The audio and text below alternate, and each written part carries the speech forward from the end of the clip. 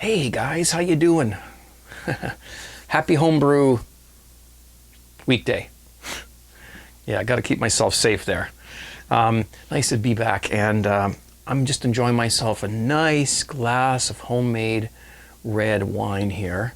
Have some beer on the go over back there, but today we're going to do a little bit of concoctioning here. Hard apple cider. But the difference between this and when I've done this before is that this is going to be carbonated, okay? And I got a little trick I'm going to show you guys. First of all, cheers. Oh yes, good stuff. Real wine, okay?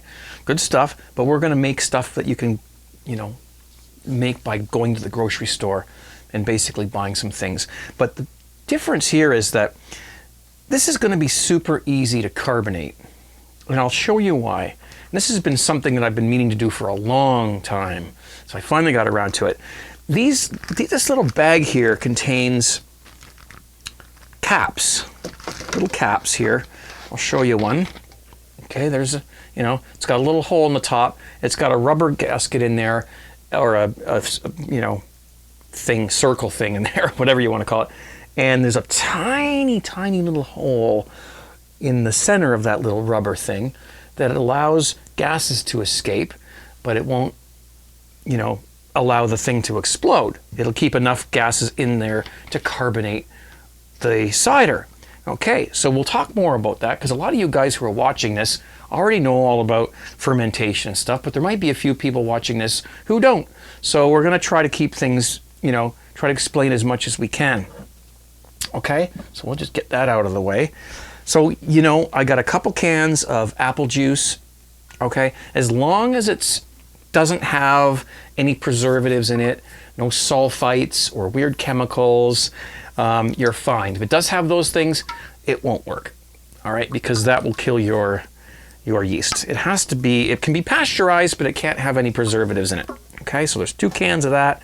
Got ourselves a funnel, just a few basic household things, all right? Can opener and whatnot. So a couple of bottles. Now I'm doing this in a 2-liter soda bottle, all right? And I think I'm gonna have a little bit left, like extra, so I'm gonna see if I can maybe fill this one up too. This is a 750 milliliter PET beer bottle, all right? And so the Pat Max brewing caps, that's what they're called, all right? They come with a thing of yeast, which lasts you a long time, because you only need a little bit to do each one. And we'll just take this little instruction thing out here. It comes with instructions, okay, some recipes. And then the caps themselves, all right? So there they all are, and you get these, and they're pretty inexpensive. And I'll put a link in the description to the website where you can get these, and you can play with them and do great things, all right? So we'll set those aside. Okay, so what we're gonna do is we're going to ferment just store-bought apple juice, and we're going to carbonate it and have ourselves some nice carbonated hard apple cider all in one stage. Simple, easy, no problems. Now, after we're finished doing this, I'll talk a little bit about how you could do this, carbonate the cider without the caps. And if you want to do that, you can. But if you're into simplicity, the caps will work beautifully for you, because I've done this before, and I actually have a taste test at the end of this video as well. So let's get going. The first thing I'm going to do, 2 liters, okay? I'm going to add about, let's say 1 cup of corn sugar to this bottle, okay? I've got some corn sugar over here. Everything I have here, the bottles, the funnel, this measuring cup, have been cleaned extremely well. You have to have clean surfaces, otherwise you could get something that doesn't taste so good. Now, if you're a home brewer, you probably have Star San or something around that you can clean and sanitize these things with.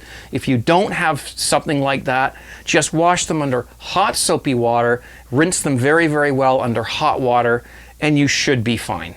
Okay, that's what the instructions with the caps tells you to do. Just clean things as well as you can, so that no outside germs can infect your cider. So let's go for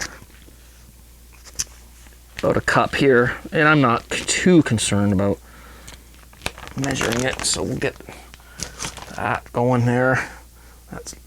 There you go, 1 cup. Okay. Now the trick here a lot of times is getting it through the funnel and into the bottle. So let's see how we go here. Yeah. She's going pretty good. As long as all your stuff is dry. If your funnel's dry, then you shouldn't have too much problems getting it to go through.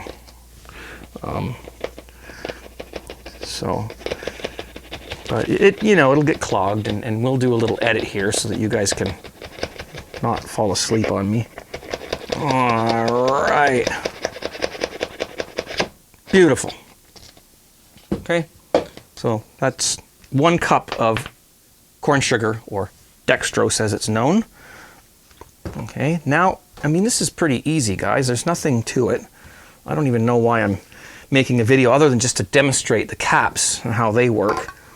I mean, you just get yourself some apple juice and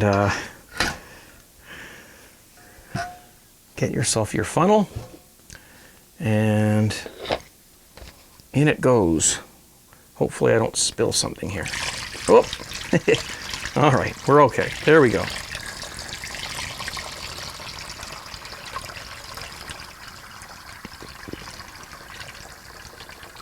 There's 1 can. Okay, there's 2, and we don't want to fill it up. Oh boy, what a mess. Well, that's why I've got this yellow mat here, because I'm always spilling things around here. You do want to leave some space at the top, because when fermentation occurs, there's going to be, a lot of action going on. You grab your cap that's been sanitized as well, or cleaned very well, and we're just going to give that a shake to dissolve all the sugar. This couldn't be easier. You know what? There's a lot of great stuff on YouTube about how to make hard apple cider from real apple juice or real apple cider. You can go to the orchards.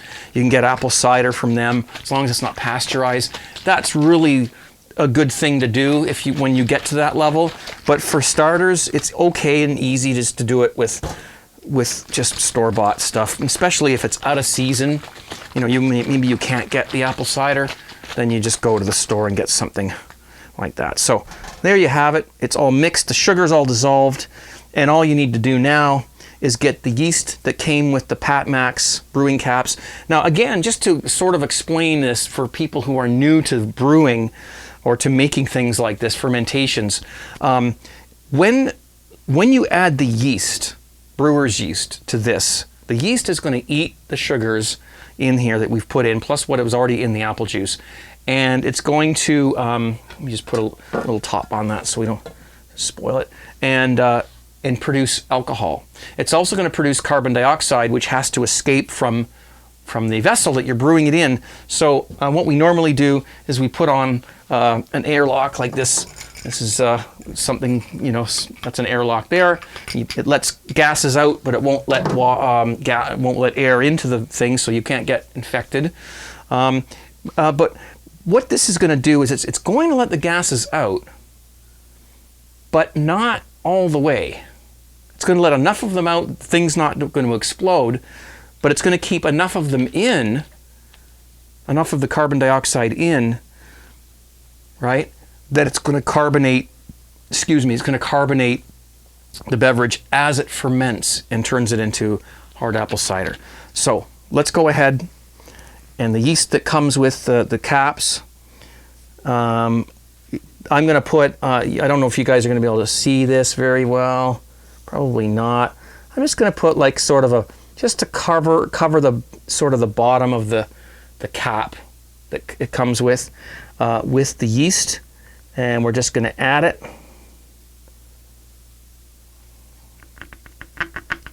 Okay.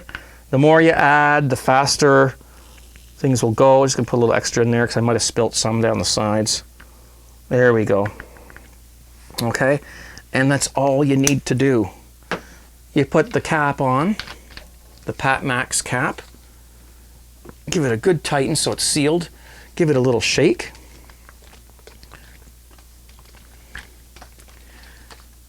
Done. Okay, that's it. You let that sit for about a week, maybe 2 weeks, depending on the temperature. What's going to happen is you're going to start seeing stuff going on in here. You'll see movement. You'll see a ring form around the edge here. That's completely normal. It might foam up a little bit. On the odd occasion, it might actually leak out the top. You know, stuff might, that's okay. Just, you know, put a paper towel down or something like that so it doesn't mess up your countertop or wherever you got it, and just let it ferment. That's it. It's done.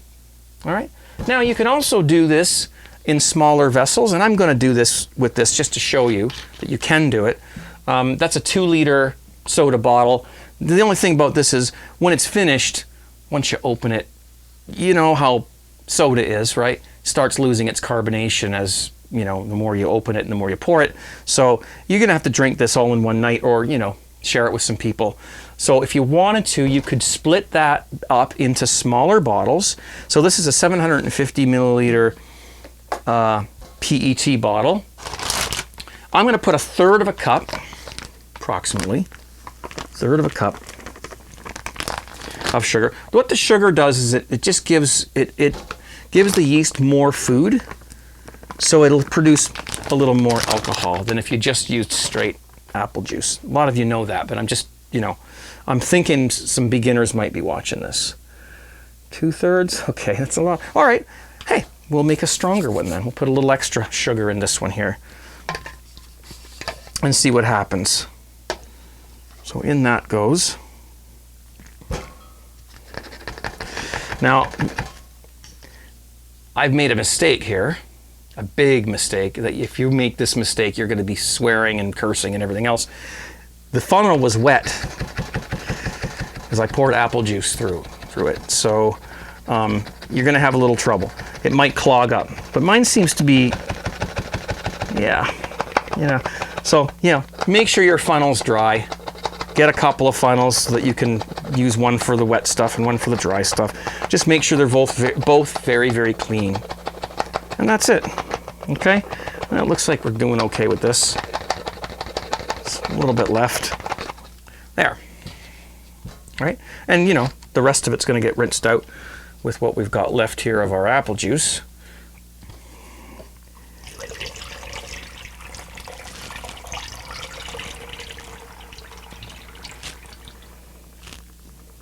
That's no problem. If there's a little more space left than you think you should have, that's fine, because we're going to be fermenting this and it's going to be filled with carbon dioxide anyway. So we just, you know, we didn't waste the rest of that apple juice. We'll give it a shake. This one's going to be a stronger one. This one might be more like 8-9% alcohol. That one probably will be maybe 5 or 6% because there's less sugar per apple juice ratio. Okay, good stuff. In goes our yeast again.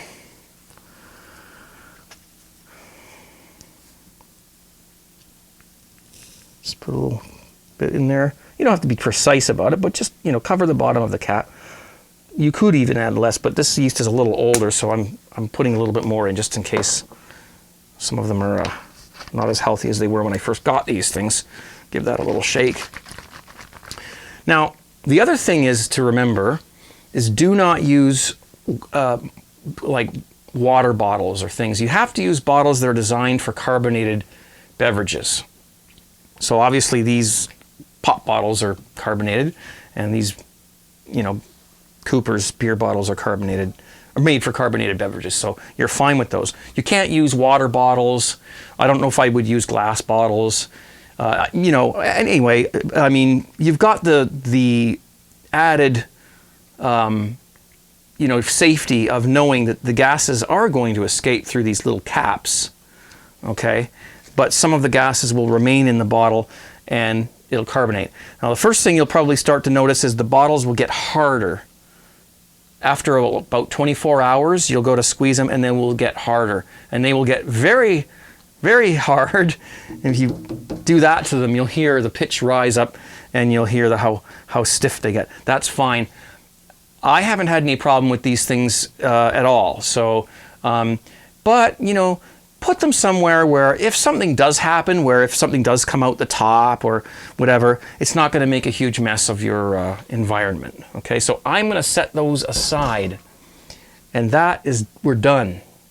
Those have to sit for maybe a week, maybe 2 weeks, and do their stuff. So these are Pat Max brewing caps. I actually found these online, and I sent Pat a message and asked him if, you know, I could, you know, have a go and try these and see, you know, what they do. And he sent me some. That's what happened. And so I've been very happy with them. And hopefully you guys will try them out. They're very inexpensive. The link is down below. And it's a great way to make a simple cider. I mean, I'm making a video. That took me longer than it normally would because I'm talking and showing you stuff. You could whip that up before work in the morning. Just, you know, boom, that's it. You could do it, and you can, you know, you've got 6 or 7 or 8 of these things. You could do several bottles, and you just keep on, you know, keep a pipeline going. All right? So that's that. Now, the one last thing I wanted to cover before we go is, because I know I'm going to get this question, and I have got this question. Let's suppose you wanted to carbonate this. You wanted to make, like, let's say you had do I have a clean, I don't have a clean one because I just used it, but here's like a 1 gallon glass, you know, demijohn, I guess they're called. This is dirty because you just used it, but, you know, and you can put an airlock on here, right? So you could ferment a small amount of hard apple cider inside of here. Right? And then, you know, there you have it. The problem with that, well, not a problem, but the difference with that is that it's not going to be carbonated. All the CO2 is going to escape through the airlock, and when it's done, it'll just be a non-carbonated wine, something like this. And, you know, cheers, by the way. Ah, that's good. So what you can do is, if you do that, when it's finished fermenting in that glass thing or whatever you do it in, or you could even do a 5 gallon batch if you wanted to, then you would bottle it just like home brewers bottle their beer. What you would do is you would add, it's hard to know, probably for one of these bottles, this is a 750 milliliter bottle, you would add 1.5 teaspoons of this corn sugar, dextrose, to the bottle, and then you would siphon the hard apple cider into the bottle and just cap it off normally. And what will happen is a small amount of fermentation will take place inside the bottle because of the sugar you put in. The yeast will go, oh, man, hey, more food, right? And it will create carbon dioxide, which when trapped in the bottle will carbonate the hard apple cider. Okay, and that's how you would do it without the caps. But you know, I don't know. I mean, I don't know how much they are. They're very expensive, like, you know, $10 or something. I don't know exactly the price right now because it might change. But I mean, they're so cheap. You just get yourself some and you do it the way I just showed you, and you know, Bob's your uncle, right? I mean, I don't have to worry about these. They're going to ferment, and when they're done, I will just pour them and drink them, and I'll have a beautiful carbonated beverage. Okay? I'm going to show you some footage from a few months ago where I actually brewed some of this the same exact way I just showed you in this exact bottle, and we do a little taste test and show you how it turns out. Carbonated beverage. I don't know if you heard that hiss there. Now we're probably not gonna get any foam off of this like you do with beer. But I have not tasted this yet, so let's give it a pour. Just got a little Crown Royal glass here.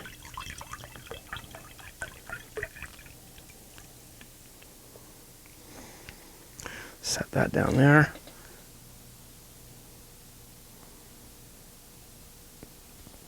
Yeah, let's give it a try. Cheers.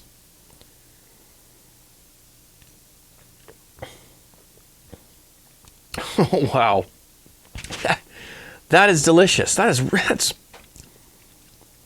It tastes like alcoholic apple juice. If you go to the, the store and you buy what's called hard apple cider in bottles, this is exactly what you're going to get.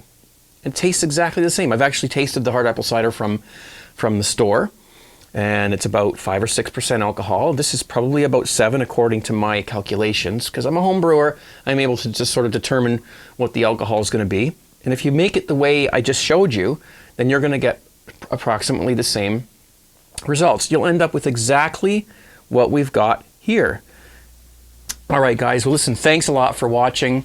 I hope that was something that you'll try, and it does taste. It's good. And it depends on your apple juice and whatnot and what you buy, and you have to experiment a little bit with it. But this is not going to hurt you. You're not going to be creating like methanol or anything like that. This is not harmful.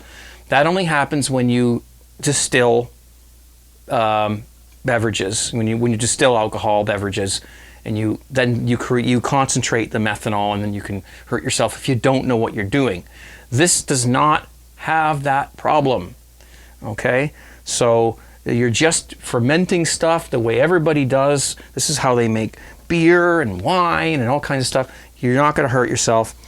Just drink. Don't drink too much of it, and obviously be responsible. And of course, you're not going to do this if you're under drinking age. Of course, disclaimer, I do not want underage children, kids, to be doing this. Parents, hopefully you're watching what your kids are doing. Check their closets, okay? And make sure that they're not doing, because I've heard of that happening when they learn this kind of stuff, just like firecrackers and everything else around. It's dangerous. You got to keep your kids under supervision at all times to make sure they're not doing dangerous things, okay? Anyways, thanks a lot for watching. Have a good rest of your week, okay? We'll see you real soon. And I don't know, cheers. And how do you do this? 17. Here you go. See you guys. Be safe.